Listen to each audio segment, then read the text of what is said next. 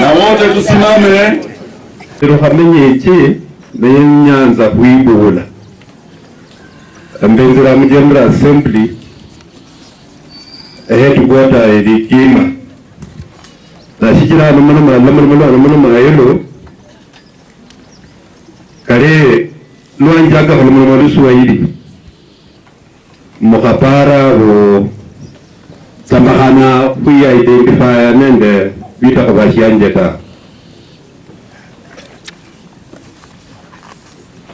Nyakutia kande nyakulamulama kubandu banyishi bali hanu nende bakale hanu ta nanu bulayi bandu bamanye bandu banyakulamulama kubo banyakulamulama kwa niaba yabo na nyakutia kande kolande General Assembly mbere liyali kuiza kumalika kumsakolo Reverend Jethro Murunga. Kwa hivyo ningependa kuwatambua lay leaders and associate pastors and CLCC associate pastors. Tafadhali tusimame kwa haraka, mutazi yetu tusimame tafadhali.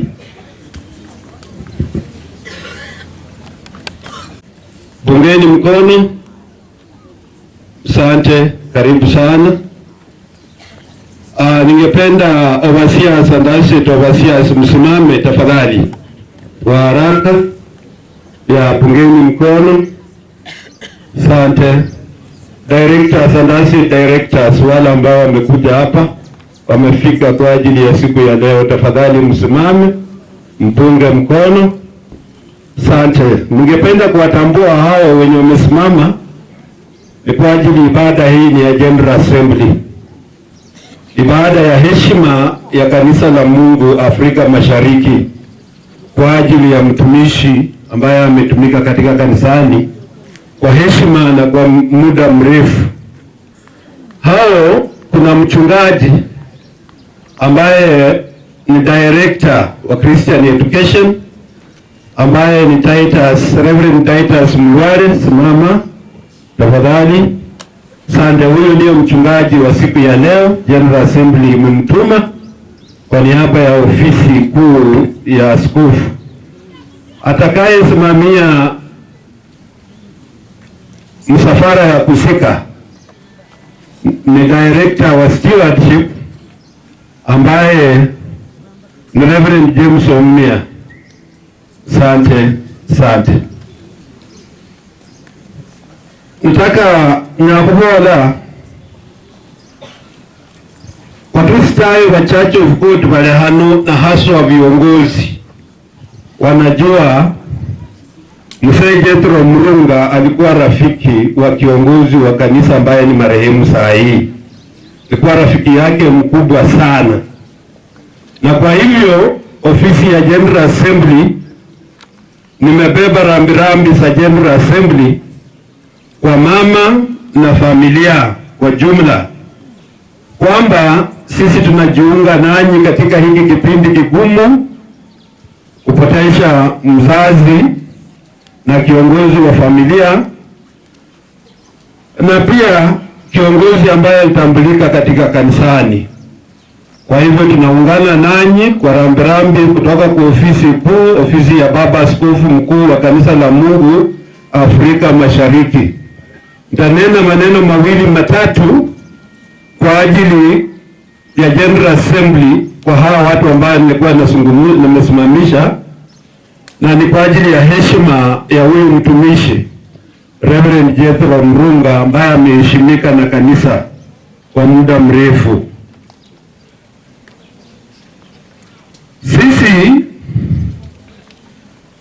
tunajua kwa ujumla kwamba tulipotesha kiongozi wa kanisa hivi karibuni, na alikuwa rafiki wa mzee marehemu, wamefuatana kwa karibu sana, not a difference of even a month. Ningependa zote tusimame ili tutoe heshima ya kiongozi wa kanisa katika ibada hii.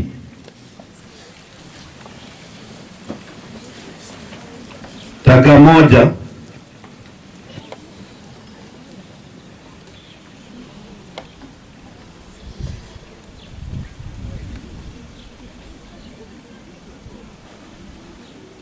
Asante.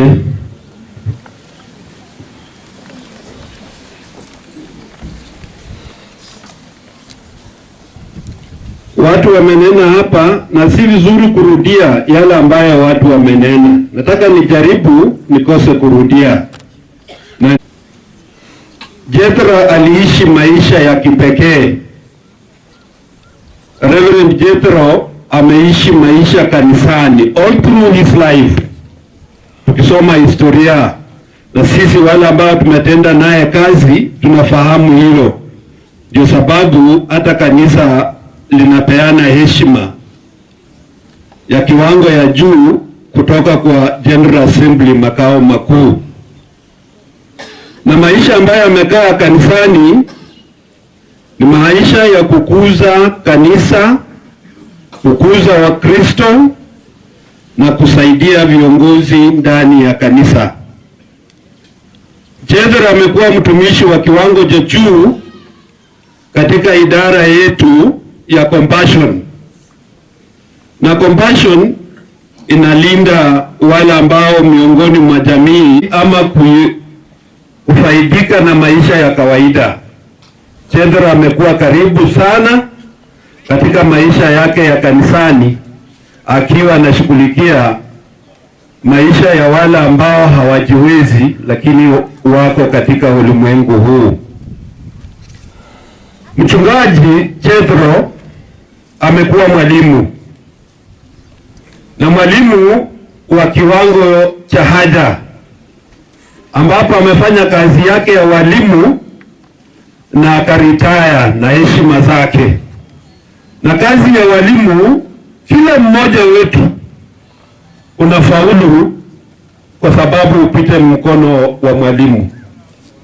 Kiwa unataka kufaulu katika maisha yako, kama wewe uko hapa ni mzazi ama mlezi wa mtoto, jambo ambalo unaweza kumfanyia la muhimu ni kumpelekea mwalimu ili umpeleke shule, ili huyo mtoto apate elimu itakuwa itamfaa katika maisha yake ya uzoni. Na Jethro alifanya hiyo kwa kufaulu sana, na General Assembly ilitambua hiyo kwa ajili alikuwa baadhi ya walimu ambao wa imani ya Church of God tuliokuwa nao tuliowatambua. La pili, la tatu, Jethro amekuwa mkulima wa tapaka mbalimbali. Amekuwa mfukaji, amekuwa mambo ya kuku, na amekuwa mkulima wa vyakula. Na vyakula ukilima, wewe unalima, lakini wale ambao wanakula ni wengi. So mnaweza ona kazi ambayo Jethro amefanya imekuwa ya kushughulika na familia yake na jamii ambapo anatoka. Nataka niseme hili, katika maisha ya binadamu mara nyingi watu tunakosea tukisema mtu amefaulu katika maisha ama mtu amefaidika katika maisha.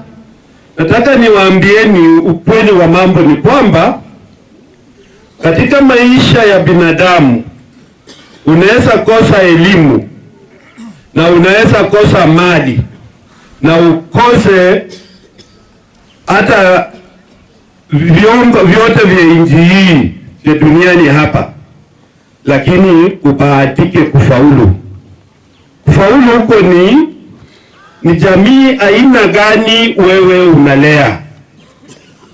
Katika unaweza kuwa na mali na ukashindwa kulea jamii yako, na jamii yako ikawa haina maana katika maisha yako, ukawa na jamii haina maana katika elimu ambayo unayo.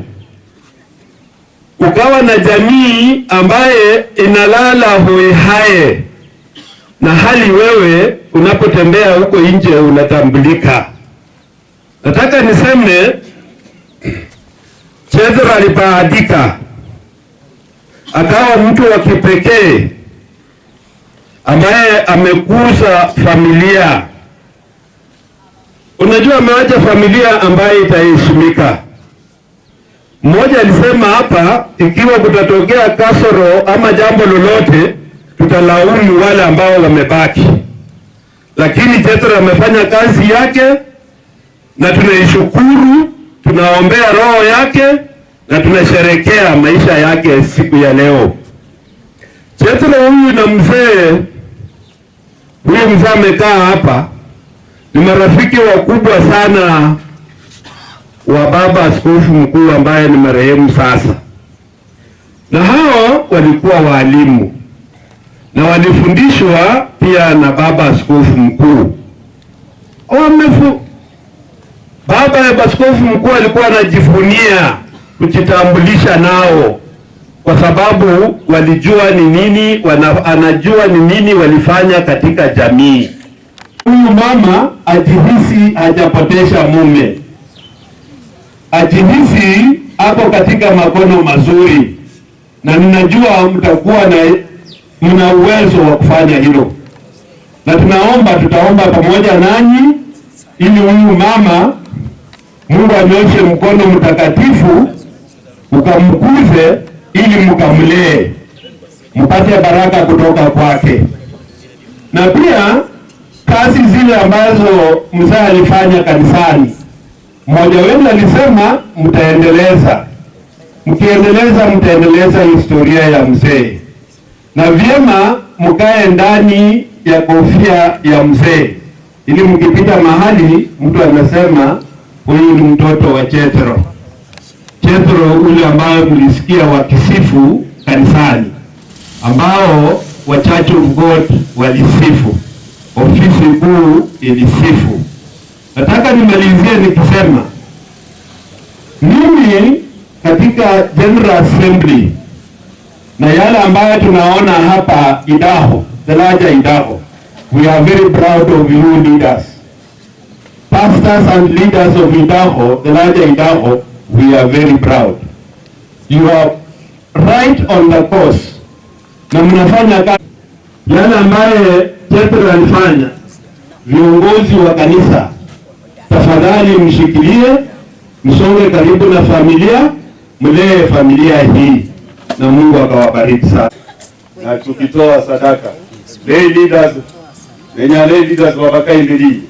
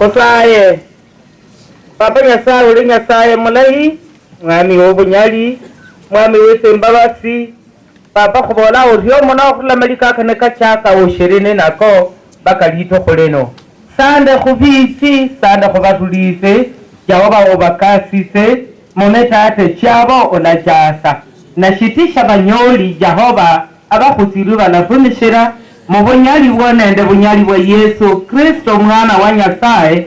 Amen.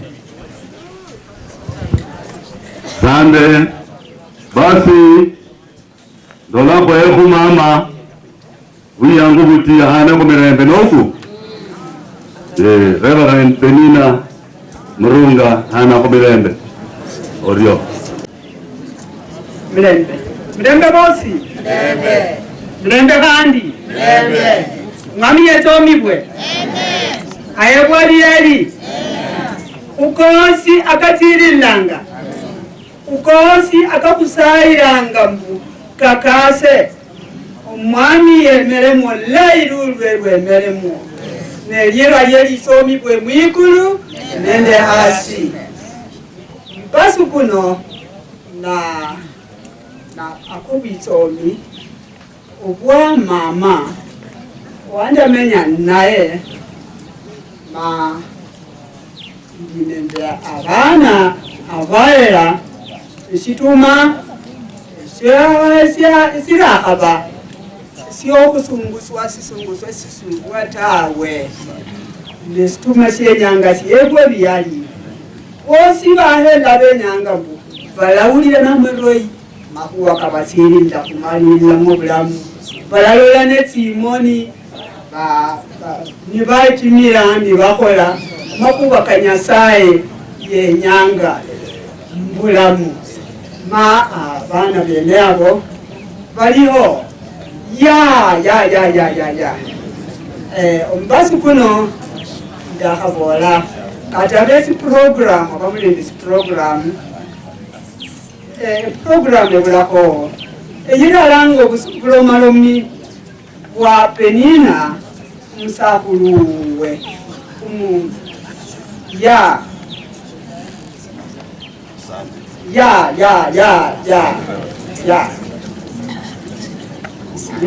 no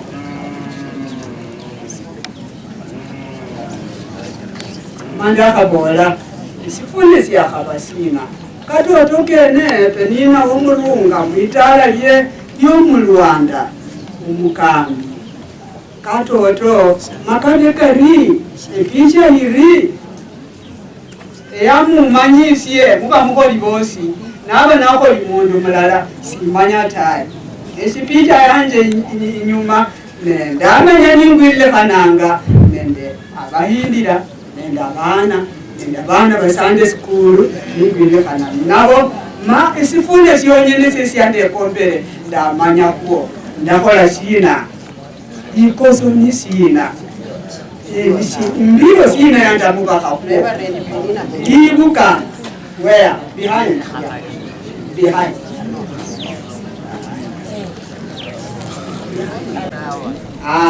mbere mamunde shere mamube abanyala kurumishira singa umundu omulamu apana tu mundu walwala tawe ndakabola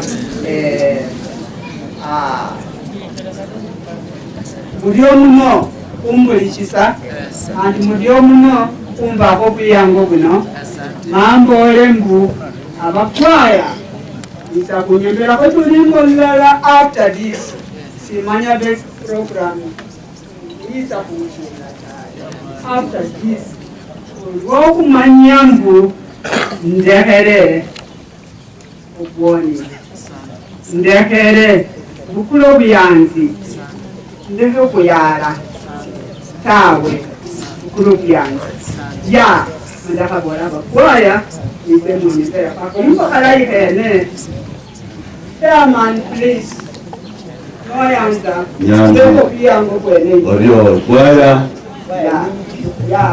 kwaya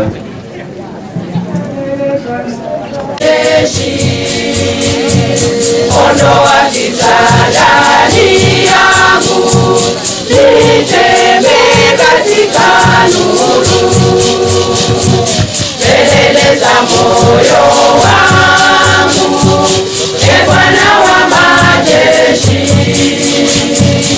ondoa kitandani yangu nitembee katika nuru, katika unyonge wangu unitulize moyo, natubu makosa yangu Bwana nioshe, katika unyonge wangu unitulize moyo, natubu makosa yangu Bwana nioshe,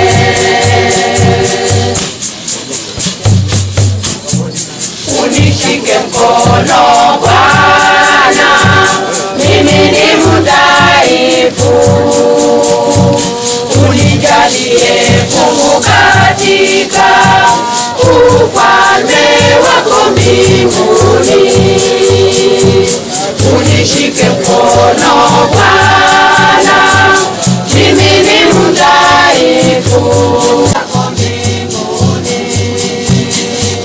katika unyonge wangu unitulize moyo, natubu makosa yangu Bwana nioshe, katika unyonge wangu unitulize moyo, natubu makosa yangu Bwana nioshe,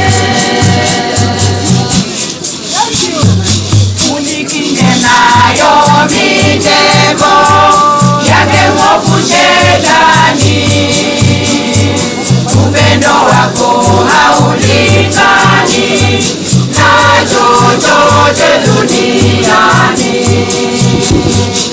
unikinge nayo mitego yake mwovu Shetani, upendo wako haulingani na chochote duniani, katika unyonge wangu unitulize moyo, natubu makosa yangu Bwana nioshe, katika unyonge wangu unitulize moyo, natubu makosa yangu Bwana nioshe.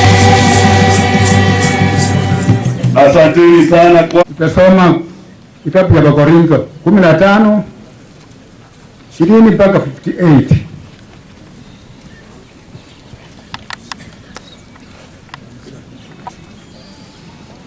Lakini sasa Kristo amefufuka katika wafu, imbuko lao waliolala.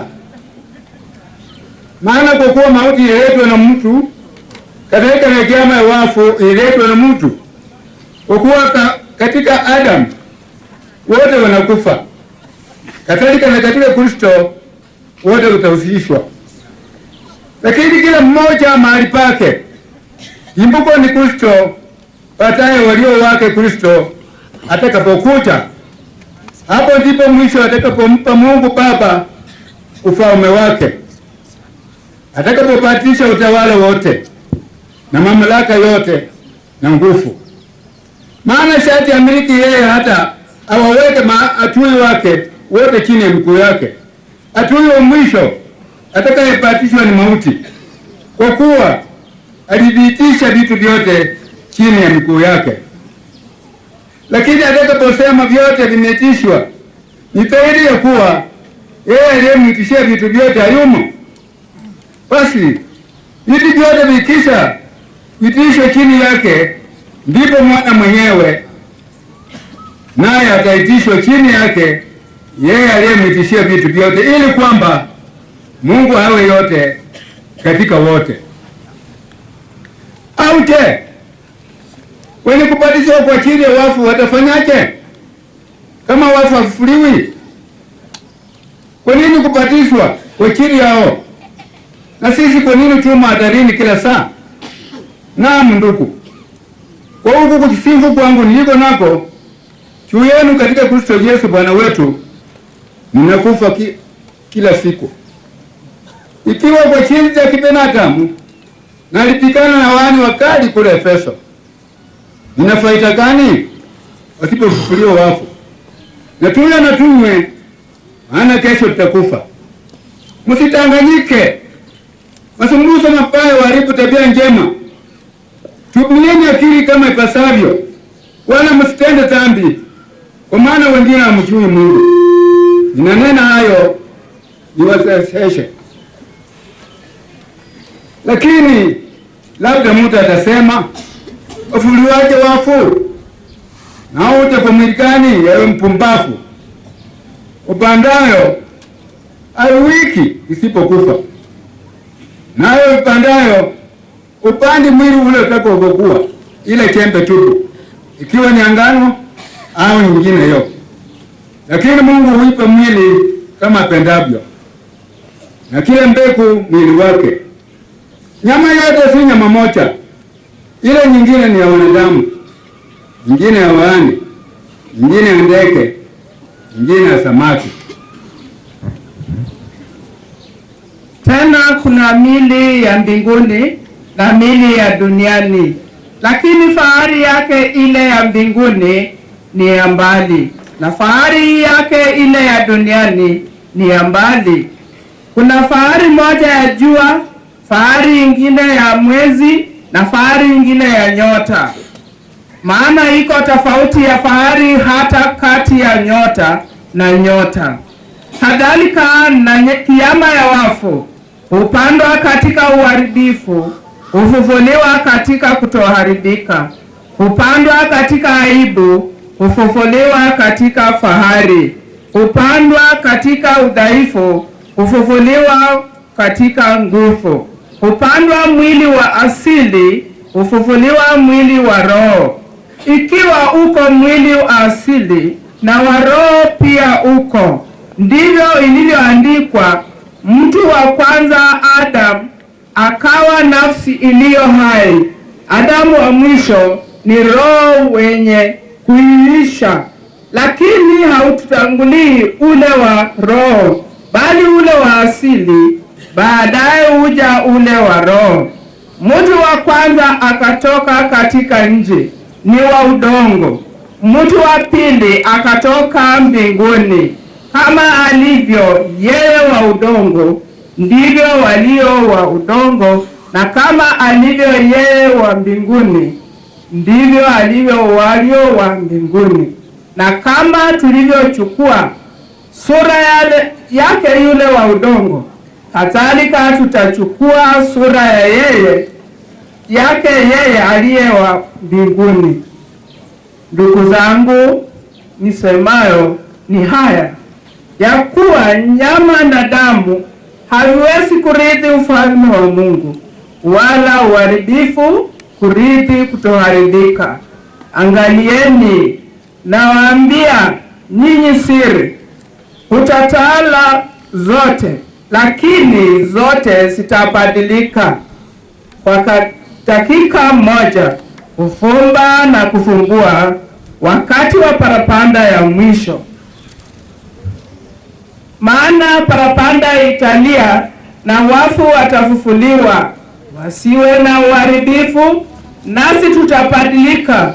Maana sharti huu ubadilikayo uvae kutobadilika, nao huu wa kufa uvae kutokufa. Basi huu uharibikayo utakapovaa kutoharibika, na huu wa kufa utakapovaa kutokufa, hapo ndipo litapapokuwa lile neno lililoandikwa, mauti imemeswa kwa kushinda. Wapi, mauti, kushinda kwako? Wapi, mauti, uchungu wako? Uchungu wa mauti ni dhambi, na nguvu za dhambi ni torati. Lakini Mungu na ashukuriwe, atupaye kushinda kwa Bwana wetu Yesu Kristo. Basi ndugu zangu wapendwa, muimarike, msisitikishe, mkazidi sana kutenda kazi ya Bwana siku zote, kwa kuwa mwajua ya kwamba taabu yenu sio bure katika Bwana. Tuombe. Asante Baba kwa ajili ya neno. Tunajua ya kwamba siku ya leo tumekusanyika hapa kwa ajili ya mpendwa mchungaji ambaye amewacha familia yake, na tunajua ya kwamba neno hili litawafaidi watu wa familia yake. Ninasema ya kwamba Mungu, wewe ni Mungu wa mayatima. Usiwache familia ya mchungaji ikasidizi kukua vile tunaona. Asante vile neno limepita, wacha likafanye kazi yako. Atakayefanua Mungu, tunampa Roho Mtakatifu wako akuje amtawale. Ni katika jina la Yesu Kristo naomba. Amen.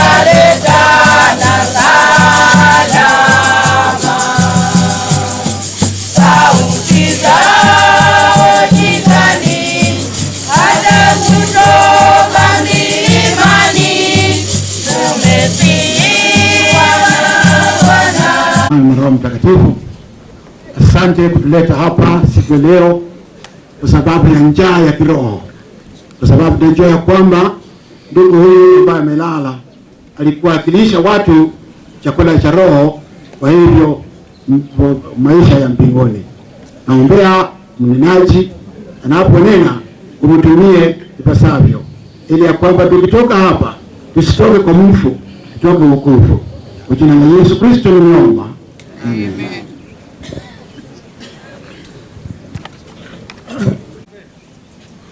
Overseer, Pastor, and most of the company hano, the choir, most of the first service of Kama Mlembe Mwesi, Mlembe Handi, nilikuwa mniambiwa jina langu, mimi ni mchungaji Titus Murwale. Bwana Yesu ni mwokozi wa maisha yangu. Sioni haya hata siku moja wakati wowote kumkubali Yesu popote kama mwokozi kwa yale aliyonitendea na bado anatenda katika maisha yangu. Bwana Yesu asifiwe. Umwana w'umurumba yakabora hano ine papa uwe bafane vitu virano chibine namtoka nimwambie Kasisi Jethro na mimi tunapatana kwa vitu vitano. Yeye ilikuwa vinne, lakini mimi ni vingapi? Vitano. Kwanza tulizaliwa mwaka mmoja. Jethro alizaliwa 1939 na mimi pia nilizaliwa 1939 Januari 9. Jethro ateshe psihale kitu ya pili hiyo na sasa tatesi ya psihale. Hayo Jethro ndio kulanga ni masakwa ile kitu ya pili. Kitu ya tatu, Jethro alikuwa mwalimu. Pia mimi nilikuwa mwalimu. Kitu cha nne, Jethro alikuwa education officer. Pia mimi nilikuwa education officer. Wakati ule Jethro alikuwa education officer. Yeye alifanya Mhale na Kusero, na mimi nilifanya Butere na Busia Butwa division. La mwisho ya tano, Jethro amekuwa mchungaji. Mimi pia ni mchungaji. Hivyo simbona apewe sifa. Wewe hapo ninamsangali namnanga masika ako mundu anamanya.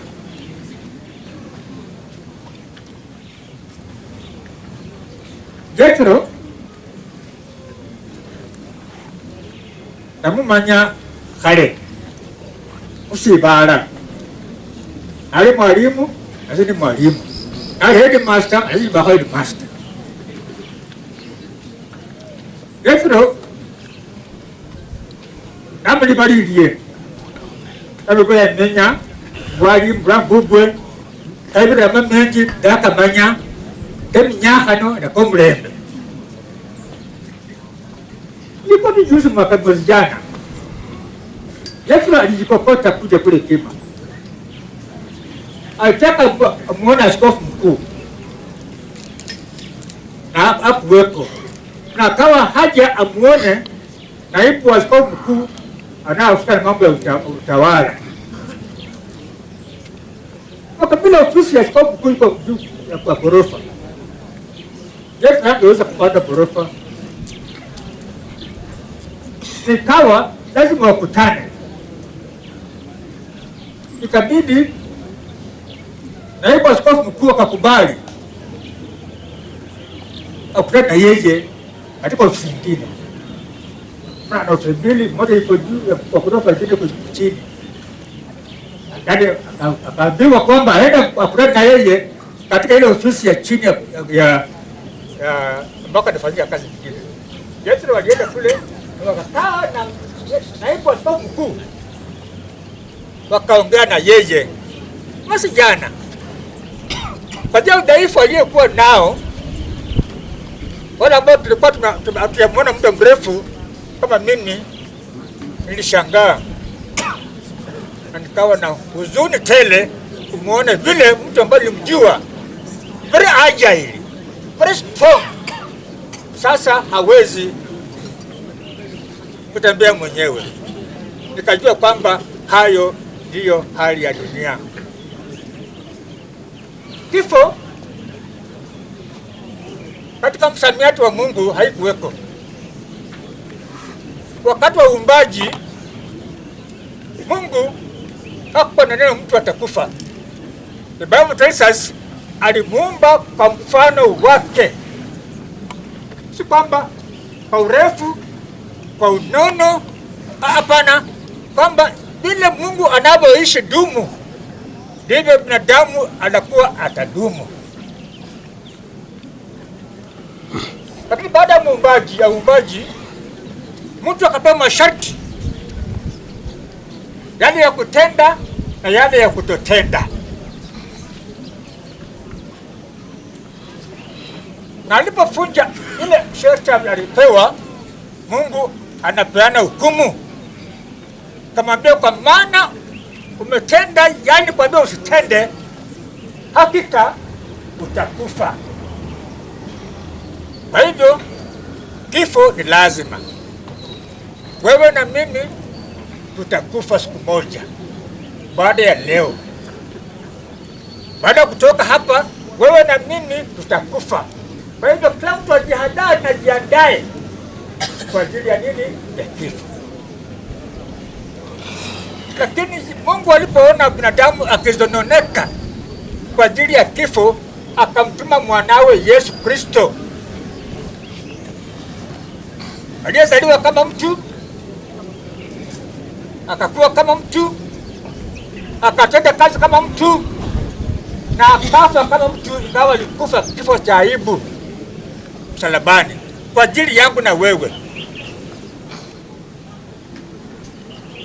Na Yesu akashinda kifo.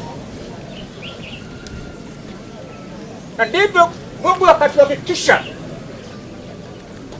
tukimjua huyu Yesu na tumpende, tumuishie, hata sisi tukifa tutashinda kifo. Kwa hivyo tuko hapa leo kusherekea maisha na yule aliyejiandaa kwa ajili ya kifo. Siku moja atakufa, na akachagua kumwishia yule aliyeshinda kifo, naye akifa ashinde kifo. And I believe and I trust.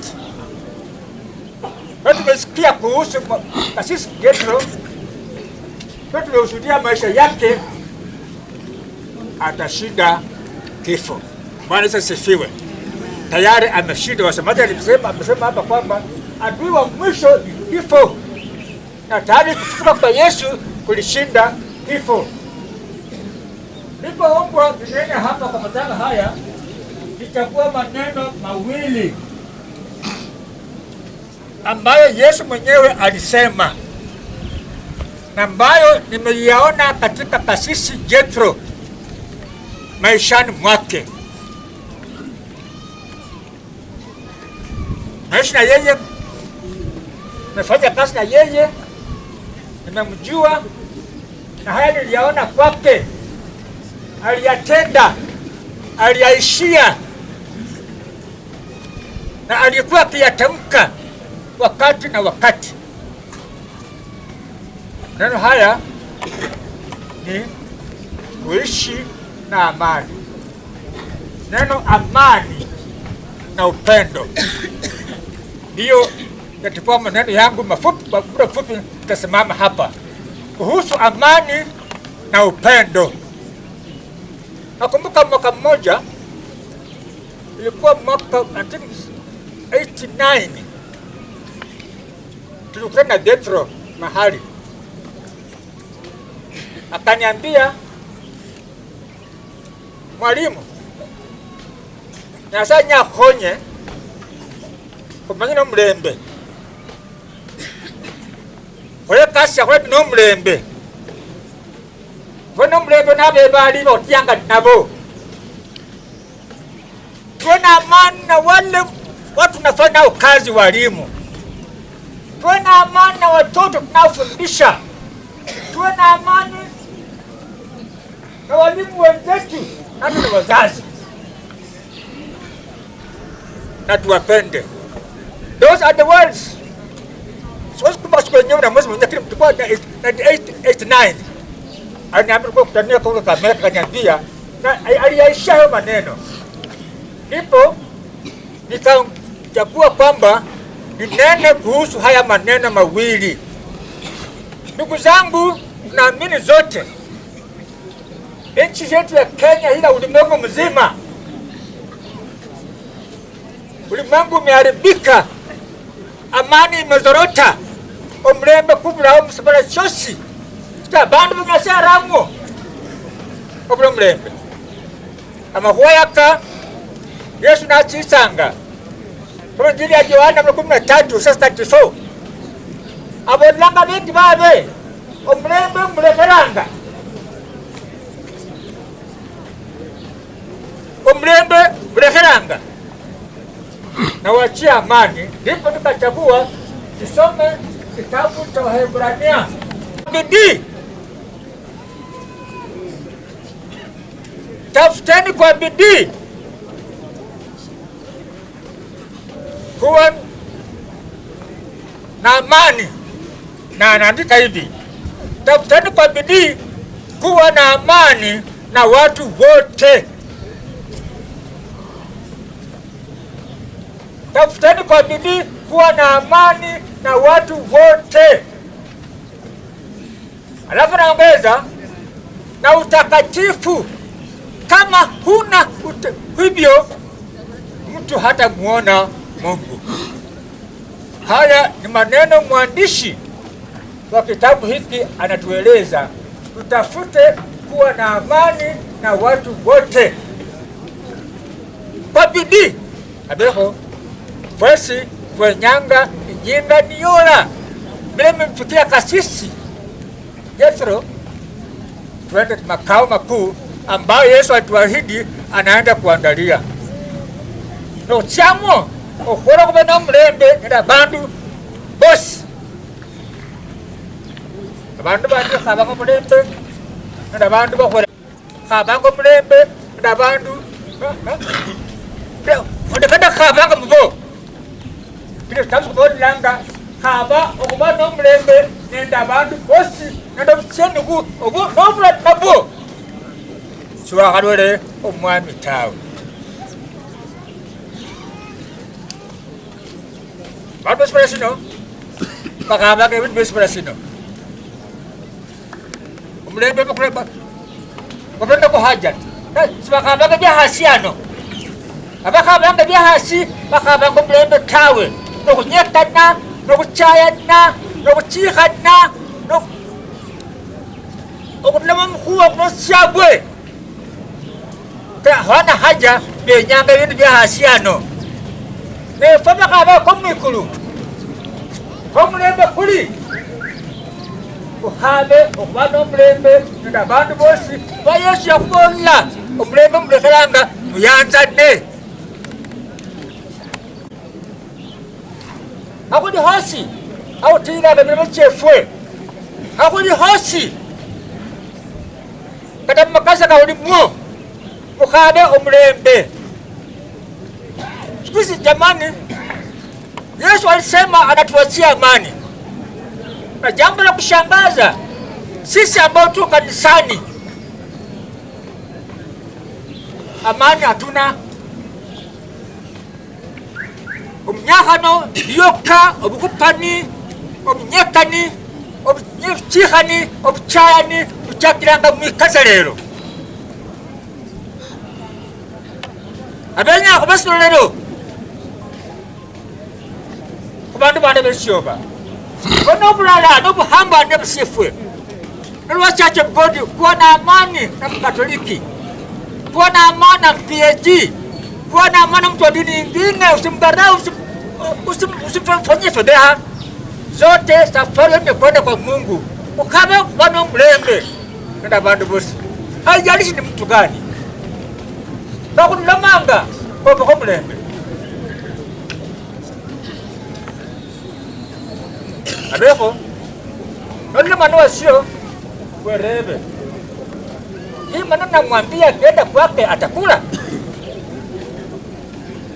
Angakula kambolo wa saizi kwa nasa imbo uwe isakulia. Musa mana para kambole konyene.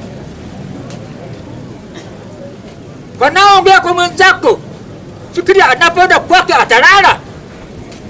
Kwa maana umemwambia maneno ambayo hawezi kumpa usingizi, kumpa amani. Ndugu zangu na dada zangu tulioko hapa, hilo liwe jambo letu. Tutafute kufanya amani na mtu, kila mtu abe mwana, abe mtu mkulundu, abe mtaha, abe manani, umuhingwa, haba bana no mlembe, achia no mlembe, na mino mlembe.